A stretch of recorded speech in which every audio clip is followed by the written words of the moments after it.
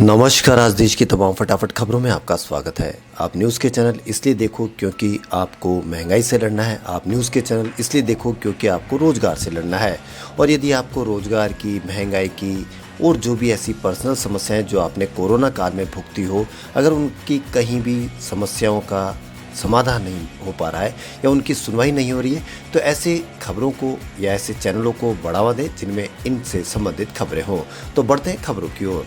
प्रधानमंत्री नरेंद्र मोदी की अध्यक्षता में बुधवार को केंद्रीय कैबिनेट की बैठक हुई। बैठक में कई महत्वपूर्ण फैसले लिए गए। कैबिनेट की बैठक में प्रधानमंत्री ने 2 रेलवे लाइनों के दोहरीकरण को मंजूरी दे दी।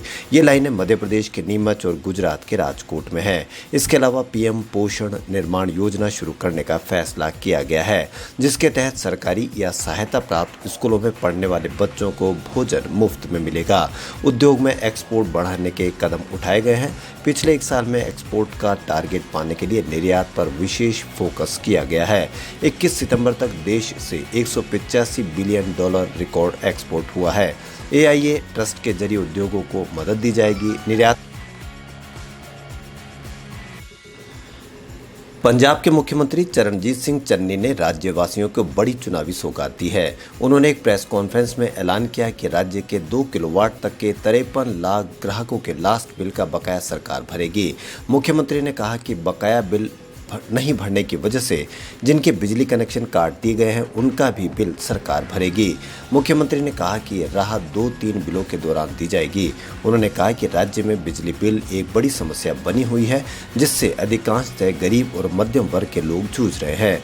राज्य सरकार के इस फैसले से सरकारी खजाने पर 1200 करोड़ रुपए का बोझ आएगा। सीएम ने कहा कि बहुत जल्द हम राज्य से रेत माफिया का खात्मा कर देंगे। उन्होंने कहा कि सरकार नई पॉलिसी लाने जा रही है।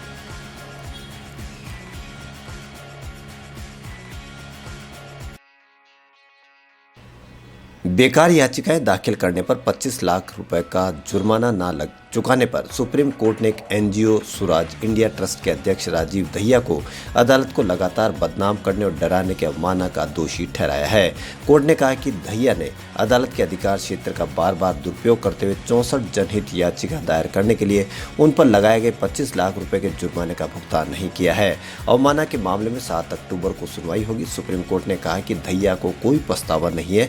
हालांकि सजा के मुद्दे पर उसे सुनवाई का अधिकार नहीं है, लेकिन अब फिर भी उसे अंतिम सजा के सवाल पर उसे सुनने का एक और मौका देते हैं। दरअसल अदालत की अवमानना का मामला चले या नहीं, इस पर सुप्रीम कोर्ट ने फैसला सुरक्षित रखा था। सुप्रीम कोर्ट ने NGO अध्यक्ष को कहा था कि 3 दिनों के भीतर माफीनामा दाखिल कर सकते हैं।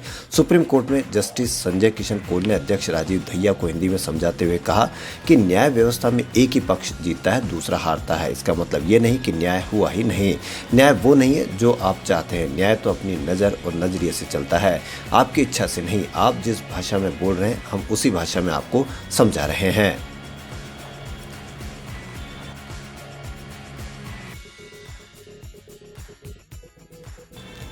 IPL 2021 के फेज 2 में बुधवार को रॉयल चैलेंजर्स बेंगलुरु का सामना राजस्थान रॉयल के साथ होगा। इस रॉयल जंग की अहमियत दोनों टीमों के लिए काफ़ी ज़्यादा है। विराट की कप्तानी वाली बेंगलुरु अगर ये मैच जीतती है तो उसके 11 मैचों से 14 अंक हो जाएंगे और वह प्लेऑफ में एंट्री के काफ़ी करीब पहुंच जाएगी।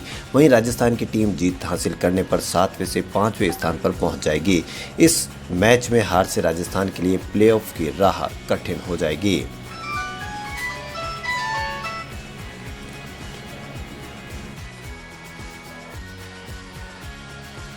कांग्रेस नेता राहुल गांधी बुधवार को केरल के दौरे पर पहुंचे। राहुल गांधी का यहां के कोझिकोड हवाई अड्डे पर जोरदार स्वागत किया गया।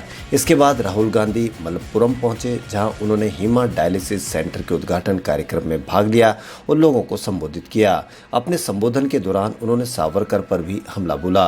उन्होंने कहा कि अगर आप सावरकर जैसे लोगों को पढ़ेंगे तो वह कहेंगे कि भारत एक भूगोल है। वह कलम लेते हैं और नक्शा खींचते हैं और कहते हैं कि यह भारत है। इस रेखा के बाहर यह भारत नहीं है और इस रेखा के अंदर यह भारत है। फिर एक सवाल उठता है कि क्या भारत सिर्फ एक नक्शा है? बिल्कुल नहीं, क्योंकि अगर इस क्षेत्र में लोग नहीं होते तो आप यह नहीं कहते कि यह भारत है। राहुल ने कहा कि हमारे लिए भारत यहाँ रहने वाले लोग हैं। भारत लोगों के बीच का संबंध है, जहाँ हिंदू, मुस्लिम, सिख के बीच संबंध, तमिल, हिंदी उर्दू बंगाली के बीच संबंध हो। मुझे प्रधानमंत्री से समस्या है कि वे इन संबंधों को तोड़ रहे हैं। राहुल गांधी ने कहा कि क्या होता है यदि कोई भारतीय व्यक्ति हवाई जहाज में चढ़कर अमेरिका चला जाता है तो क्या वह भारतीय नहीं रहता है? उस स्थिति में भी वह एक भारतीय ही रहता है। तो मेरे लिए यहाँ रहने वाले लोग भारत हैं। उन्होंने कहा कि यहाँ के लोगों से भारत बनता है और इसकी संस्कृति मजबूत होती है।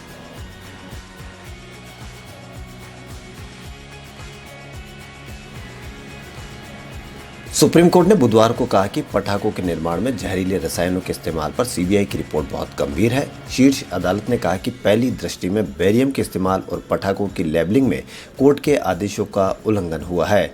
न्यायाधीश एमआर शाह और एएस बोपन्ना की पीठ ने कहा कि सीबीआई को जब्त की गई सामग्री में बेरियम साल्ट जैसे नुकसानदायक रसायन मिले हैं। अदालत ने कहा कि हिंदुस्तान फायरवर्क्स और स्टैंडर्ड फायरवर्क्स जैसे उत्पादकों ने भारी मात्रा में बेरियम की खरीद की है और इन रसायनों का इस्तेमाल पटाखों के निर्माण में किया है। यह रिपोर्ट सीबीआई चेन्नई के संयुक्त निदेशक ने तैयार की है। पीठ ने पटाखा निर्माताओं को इस रिपोर्ट के संबंध में अपना मामला सामने रखने का एक और मौका दिया है। इसके साथ ही पीठ ने निर्देश दिया है कि सीबीआई की प्रारंभिक जांच रिपोर्ट की एक प्रति गुरुवार तक सभी संबंधित वकीलों को उपलब्ध करा दी जाए। शीर्ष अदालत ने कहा कि देश में रोज कोई न कोई उत्सव होता है, लेकिन हमें अन्य वस्तुओं को भी देखना होगा और हम लोगों की पीड़ा में और मरते हुए नहीं देख सकते हैं। इसके साथ ही सर्वोच्च अदालत ने मामले की सुनवाई की अगली तारीख 6 अक्टूबर तय कर दी है।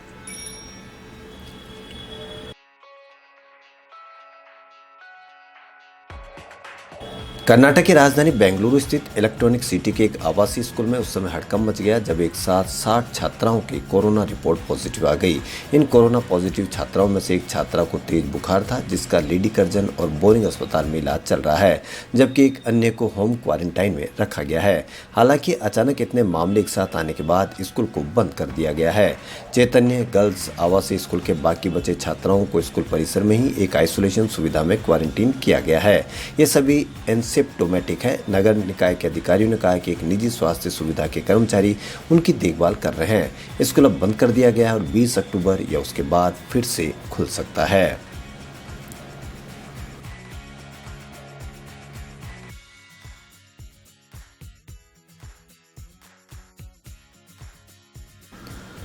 फिल्म लव स्टोरी की सक्सेस मीट के लिए मंगलवार शाम एक्टर नागा चैतन्य और उनके पिता नागार्जुन एक साथ नजर आए। यह आयोजन फिल्म की शानदार सफलता का जश्न मनाने के लिए किया गया था। इसमें चैतन्य के को स्टार साई पल्लवी और फिल्म के डायरेक्टर शेखर कमुल्ला भी शामिल थे। लव स्टोरी पिछले शुक्रवार को वर्ल्ड वाइड थिएटर में रिलीज हुई थी। मंगलवार तक फिल्म का बॉक्स ऑफिस कलेक्शन 20 करोड़ रुपए से अधिक पहुंच गया, जहां सक्सेस मीट में फिल्म के कलाकारों और क्रू शामिल हुए। वहीं चैतन्य की पत्नी सामंथा अक्किनेनी कहीं नजर नहीं आई। खबरों फिलहाल इतना ही। यदि आपको हमारा चैनल पसंद आए तो लाइक, सब्सक्राइब और शेयर अवश्य करें। धन्यवाद।